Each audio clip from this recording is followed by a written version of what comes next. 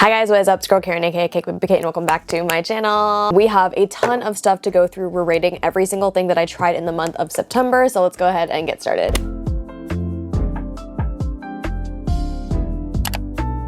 Let's start with hair care because I only have a few items in that category. This is the Monday Brunette Dry Shampoo. Claims to be instant long-lasting freshness for darker hair. I have found that this is not the best dry shampoo. It's not even like an average dry shampoo because it doesn't really absorb my oils well. Say if my hair were at an oil level of 3, this would only take it to like a 2. It wouldn't bring it back to baseline of 0, if that makes sense. Like, it helps a little bit if you are someone who does not struggle too much with an oily scalp and you just need like a light refresher. Maybe this could work for you, but for me, it just was not heavy duty enough to get the job done. I only used it 3-4 times and I just was not impressed. To be honest, I have not found one drugstore dry shampoo that I absolutely love, which is unfortunate. I do like the size of this, I like the price point, I like the packaging, but when it comes down to the formula, which is what really matters, this really does fall so short for me, so it's getting a 0. All right, next up we have this duo that's not really a duo from Briogeo. First up is their Matcha and Apple Replenishing Shampoo from their Superfoods line. I have tried a few shampoo and conditioners from this line, and I have just deduced that it's not the best for my hair. I love how this line smells, but that's pretty much the only thing that I like about it. Actually, no, that's not true. I like how easy it is to lather up in your hair. The reason for that is definitely because it has a more thin consistency. But when it comes to actually cleansing the hair, I found that I cannot go more than 1 day when I use this shampoo because my hair just gets so greasy so quickly. With most other shampoos and conditioners, I'm able to go a longer time without washing my hair, but for this one, it gets oily like the day after I wash it. If you don't have an oily scalp, I can kind of see this working for you, but for 30 bucks, that's the bare minimum for me. Like, I need my hair to feel clean. She gets a 1. And I also have this Briogeo Superfoods hair mask, so not necessarily a conditioner. This is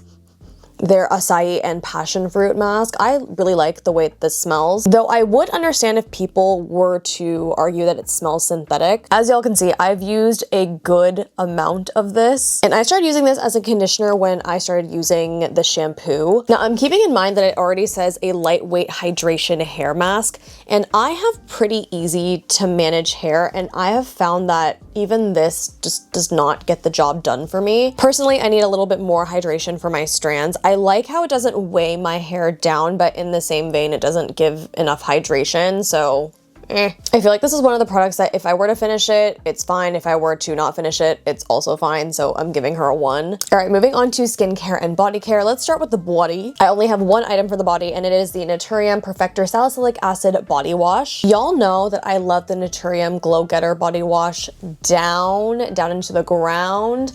However, I have yet to find another one that I love as much as the Glow Getter. This one I had really high hopes for. Unfortunately, it's just not giving. We've used quite a bit of it, but in full transparency, Nate was mainly the one that was using this. He said it was fine for his sensitive, eczema-prone skin, which is good. However, it just didn't really wow him as much as the Glow Getter. My issue with this body wash is that it is so thick. Like, it's so thick that it makes it almost hard to lather even with a loofah. And because it's so thick, oftentimes it gets dried up and stuck in the pump. Let's not even talk about the accessibility issue of it all, because why am I, an able-bodied woman, having difficulty pressing down on this pump because the body wash is so thick? Let's talk about the actual formula of this body wash. It says it has encapsulated and time-released salicylic acid plus glycerin. I didn't really feel a difference in my skin's smoothness when I was using this pretty regularly, so I'm gonna give her a 0. You know, so far these products have just been not that great, and I'm continuing on because this freaking sucks. It sucks ass. This is the Sunday Riley Aquamarine Melt. It's a hydrating gel balm cleanser. Sensorial nightmare. First of all, it separates. Second of all, it doesn't really emulsify well. And third, it kind of leaves a film on the face. So she's getting a big fat 0 from moi. The one redeeming quality is that it comes in a pump. You guys know I love me a pump. And you know what? I actually have continued to use this for weeks. And now that I've filmed this video, I'm gonna stop using her. Okay, don't ever say I'm not dedicated to the craft, okay? Because I should have stopped using her a long time ago. She sucks really badly. Now this next product is a little bit of a conundrum to me because I absolutely hated them when I first tried them. They are the Summer Fridays Gentle Reset Daily Exfoliating Pads. When these first launched, I was so excited to try them out and I immediately ripped into the PR package that they sent me, and I was honestly really bummed because after I used it for the first 2 days, my skin felt really dry. And if you guys are regular watchers, you'll know that my skin is oily combination. It always has been. So for my skin to feel dry after using these was absolutely insane. And obviously I was going in with this post cleansing and I was also using skincare on top of it. So I don't know if it was just a mixture of the products that I was using with this. But at first I was like, ain't no way that this is making me dry. So I stopped using this and then my skin went back to normal. And then I started using it again to see if it really was the culprit, and it was. So I didn't use them for like 2-ish weeks. It wasn't until that my father-in-law was hospitalized. If you want a story about that, it's on my TikTok. But because he was hospitalized, he could not get up to take a shower or wash his face. So I gave him these exfoliating pads. When I tell you, these got all the dead skin off of his face. Believe me. So that got me thinking because my father-in-law has very dry skin and I was like, maybe I should give it another shot. And I did, and now I love them. Nate has also started using these and he has also dry and sensitive and eczema prone skin and he loves these. I don't know what was going on in the beginning of the month when I first tried these, but I'm glad that I gave these a third chance because I really do like them. I do, however, have a love-hate relationship with the packaging of this. I like the convenience of it being individually packaged for traveling, and when we were giving these to my father-in-law at the hospital, it was really nice to have them individually packaged. However, for everyday use just at home, I just find it really wasteful that they are individually packaged. I would love, love, love if they just came out with like a tub of the pads, kind of like the Mediheal toner pads or the First Aid Beauty toner pads. Like, I can see some advantages of having it be individually packaged, but for everyday use, I don't know, it kind of hurts my heart a little bit when I'm ripping away just at home and I just am accumulating these in my trash. Now, do I love these as much as my Dr. Dennis Gross peel pads? No, those are like God tier for me. These are gonna get a 4 out of 5. They are very, very gentle. Now, the Dr. Dennis Gross peel pads are also individually packaged, but those make more sense to me because it's like a 2-step system. This is just one pad. I don't know, I like them a lot. Would I go out of my way to repurchase another box? Most likely no. All right, next up is another Naturium product. This is the Barrier Bounce Advanced Skin Hydrator. There's a big butterfly outside of my window. Okay, anyways, back to this. As I was saying earlier this month, I had a very interesting time where I just was feeling so dry. So this was helping a lot, and while I do like it, it's not my preferred serum. I think I would only continue to use this in the winter months or when my skin is feeling more dry, because the way that this serum absorbs into my face, it's texturally not my favorite. It's one of those products that you have to pat into your face. You can't rub it in. It doesn't glide. And I think because of that, for me, it's a little bit of a sensory nightmare. Plus, it also smells not the best. However, I will say during those few days where my skin was feeling really tight and dehydrated, this came in clutch because it was so nourishing and hydrating. It has 5% squalane, 2% urea, and a ceramide complex. You guys know I love my ceramides. Would I use this every day? No. Would I reach for it again if my skin was going through another dry phase? Yes. Will I use this again in the winter months when it starts to get colder? Probably yes. So for now, I'm gonna give her a 3 out of 5, but compared to this next serum, y'all, this is it. This is the Experiment Beauty Super Saturated Barrier Support Serum. Oh my gosh. This kind of has the consistency of snail mucin, but I don't know. The formula is just unlike anything that I have tried before. I love it so much. Unlike the Naturium oil serum, it glides. And honestly, I feel like that's kind of an unfair comparison because this is not an oil serum. This is just a serum. It has 30% glycerin, which is an insane percentage. This may look small, but this truly packs a punch when it comes to helping your barrier and for hydration. And when it dries down and absorbs into the skin, it almost feels thicker than when you first start to not blend, but work it into your skin. You don't look shiny, if that makes sense. It's not even like a matte finish. It's just soft and supple, and it's just something that you really have to try out for yourself because I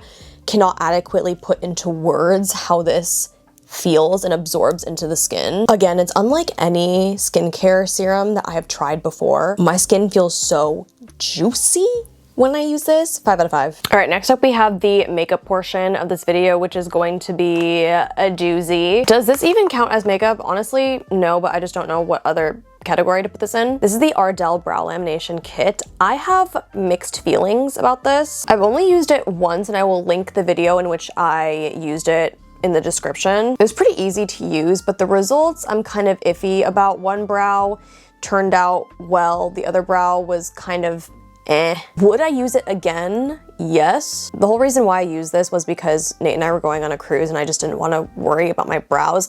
But because one brow was better than the other, I still had to like take the time and do the whole brow gel thing. I do think I will continue using this every few weeks to really hone in on whether or not I like it. So far, I like it enough. I like it fine. For an at-home kit, I don't think it's bad. And you guys know Ardell, they have such good and affordable and accessible prices. I will say though that this kit stinks up an entire room for multiple days, so make sure you're in a well-ventilated area. I know that's the case for when you go and get your brows laminated too, that it, you know, it's like a perming solution essentially, but this is just my PSA to everybody. If you buy this, make sure you're next to an open window or an air purifier or something. All right, next up is this brow gel from Unleasha. This is called the Shaper Pomade Eyebrow Fixer. I liked this when I first used it, but a big reason why I liked it was because my brows were already laminated. I tried this out again when my brows went back to normal, and I have concluded that while it does give the look that I like when it comes to my brows, which is a very like laminated but also natural-ish looking brow, the process in which I have to go through to get it to work is just not worth the end result. Number one, because the spoolie is bigger than other eyebrow gels, it makes it a little bit more difficult to maneuver. Number two, the color is white, so it kind of gets a little goopy when you keep working through it. It kind of has the consistency of like Elmer's glue drying when you keep on running it through your brows and it dries, and then you keep on adding more, which is what I have to do to get these stubborn brows in place. I like it. I don't love it. It's getting a 2.8 in my book. Am I impressed that I can get a fluffy and laminated brow with this? Yes, but I can also get that with my Rare Beauty brow gel and I don't have to work like 5 times as hard. All right, let's move into complexion. I have 2 complexion products for this video. First up is the Maybelline Superstay Lumi Matte Foundation. Jenny always talks about this. She does not shut the fuck up about this foundation, so therefore I had to buy it and try it, and I fear she overhyped it. For me, it's not a bad foundation by any means, but it just is not what I was expecting. I do really love the staying power of this foundation. I did do a wear test over on TikTok. I will also link that down below, and I will also link the rest of these products down below as well. I just feel like it doesn't become one with the skin. I go to blend this out with my fingers onto my face, and I feel like it should have more coverage than it actually does. And I know that this is marketed as not the most full coverage foundation, but I don't know. It's just, there's just something about it that's off-putting to me. She's whatever. I'm gonna give her a 3.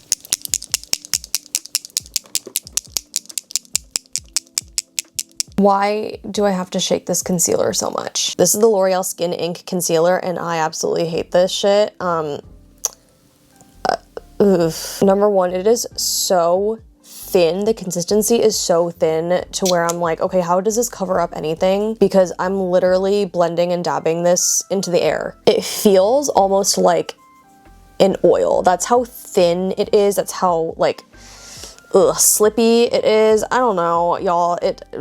Bought this with my own money. Also bought this one with my own money, and really regretting this one. I don't understand how it feels like an oil, but you leave it on your face for 5 seconds and it immediately dries down, and when you go to blend it out, it just lifts everything that's underneath it. I hate it here. She gets a 0. Oh, I forgot to talk about Bay Brow. I also tinted my brows when I went on my cruise because, again, I didn't want to deal with my brows, and I liked this, but the tint did not last that long. I think it lasted like not even a week for me. It's basically henna powder. It's in this capsule. You mix it with water, you apply on your brows, you leave it on for like 10 minutes, you wipe it off, bada bing, bada boom, you have tinted brows. See, I can only, tint my brows once, and now it's all dried out. I don't know if I can just like add water and rehydrate it and do it again. God, my nose is itching. I feel like there's a hair stuck to the side of my nose. Anyways, yes, I liked it. Would I do it again? Don't know if I can. You get a 3. Moving on, these next 2 items are from Fui. You guys have probably seen everybody and their mother talk about the Fui pudding pots. Now, I normally don't like to give into the hype, but I love these things. I love these things. The texture, hello, is so freaking fun. It is so pigmented. They're long lasting. I feel like the mark of a good product for me is when I use it for the first time and then I can't stop using it for the following few weeks. I cannot stop using this. It's just so fun. It's so fun. We need a little more whimsy in our lives. These formulas, so entertaining. This one is in the shade Baby. I've used it countless times over the last month. I love it so much.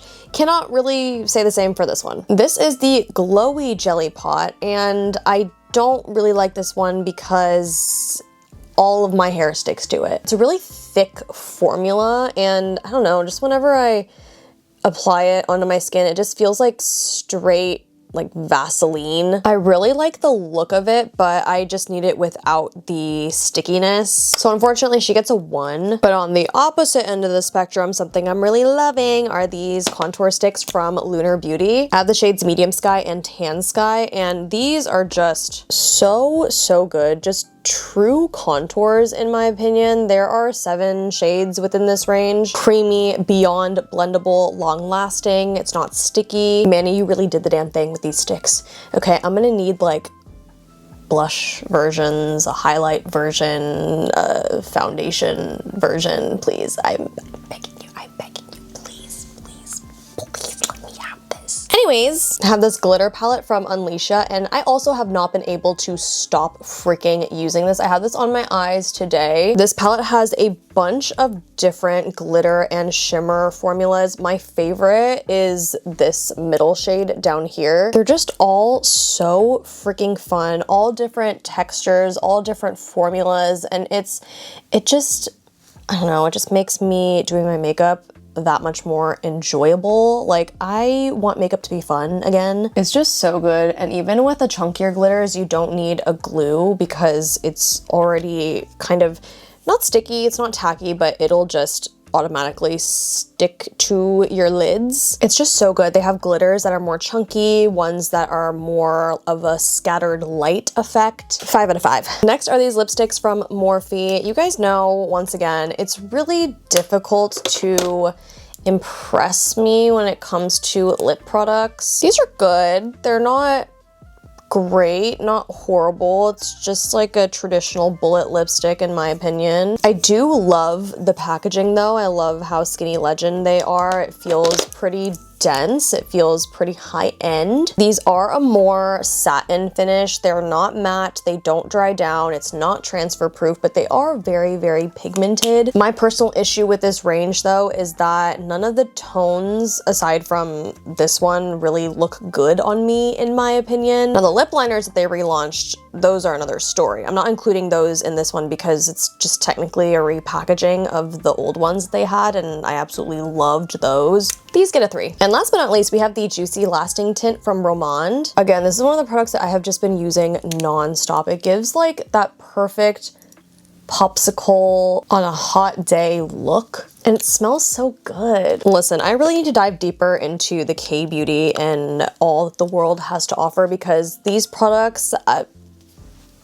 going into my daily rotation. The texture is interesting. It's kind of like a watery gel consistency, but like in the best way possible. I don't know, I just love this formula and how this product looks on me a lot, and I just want to leave it at that. Just getting a 4.8 out of 5. All right, y'all, I feel like I yapped entirely too much in this video, but I'm excited that we have gotten this finished. September is done, finito, and I'm excited to keep trying new products in the month of October. I can't believe we're already like over a week into October. It's just absolutely insane. I need time to stop passing by so fast. But let me know if you guys have tried out any of these products, or if you want to try out any of these products. As always, everything is linked down below in my description. And with that being said, don't forget to like, comment, subscribe, thumbs up, all that good, and I'll see you guys in the next one.